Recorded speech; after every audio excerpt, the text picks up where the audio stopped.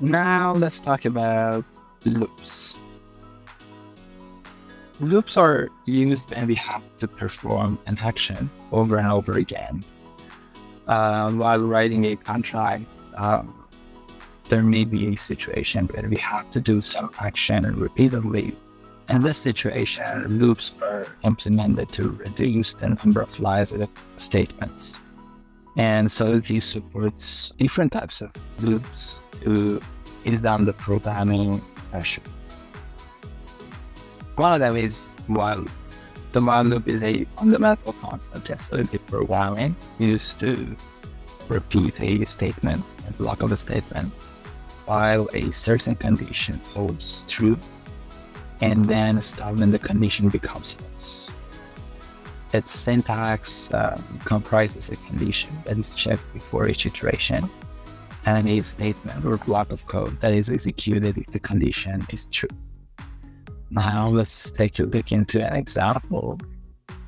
In this example here, the contract, my loop contract, has two state variables, my array and counter. My array is an array. We're gonna get into arrays later, but it's an array of unsigned integers, and counter is a counter variable initialized to 0. Function loop is used to iterate a loop and push values into the array. The loop itself iterates until the value of counter is less than 5, and during each iteration, the value of counter is incremented by 1 and pushed into my array. After the loop is completed, the function returns the entire my array containing the pushed values. We also have do while loop, which is similar to while loop, but with a key difference. The condition check occurs at the end of the loop. This means that the loop will execute at least once, even if the condition is false. The syntax for a do while loop is, as you can see here. So it first executes the block of code, whatever it is, and then it checks the condition. We also have for loop. The for loop is the most concise way of implementing it. It requires 3 arguments separated by a semicolon to operate.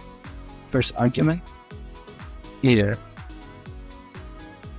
So the first argument is a loop initialization, where the iterator is set to a starting value, and this statement is executed before the loop begins. The second argument is the test statement, which checks whether the condition is true or false. If the condition is true, the loop executes. Otherwise, it fails. And the third argument is the iteration statement, where the iterator is incremented or decremented, or has been affected by any other arithmetic operation. And you can see the syntax here. Next thing that we're going to talk about are break and continue statements. The break statement is employed to terminate loops or switch statements or a particular code block in which it is included. And once a break statement is executed, the control is passed to the statement immediately following the break.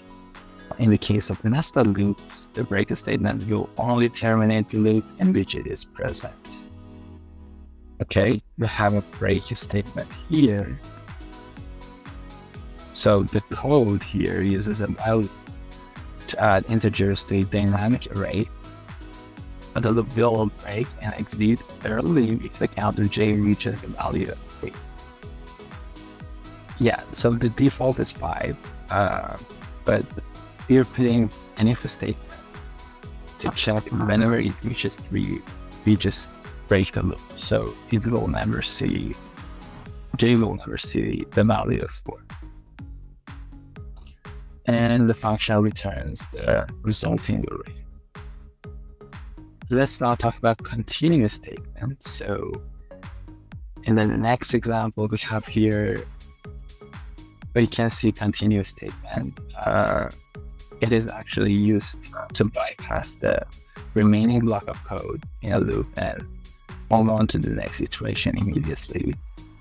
Once executed, the control is transferred to the loop's condition check, and if the condition a value is to true, the next iteration will begin. In the example here, we use a while loop to add numbers to an array and skips adding the number 3. The loop ends with when the counter reaches 5 and the resulting array is returned, just like the previous one.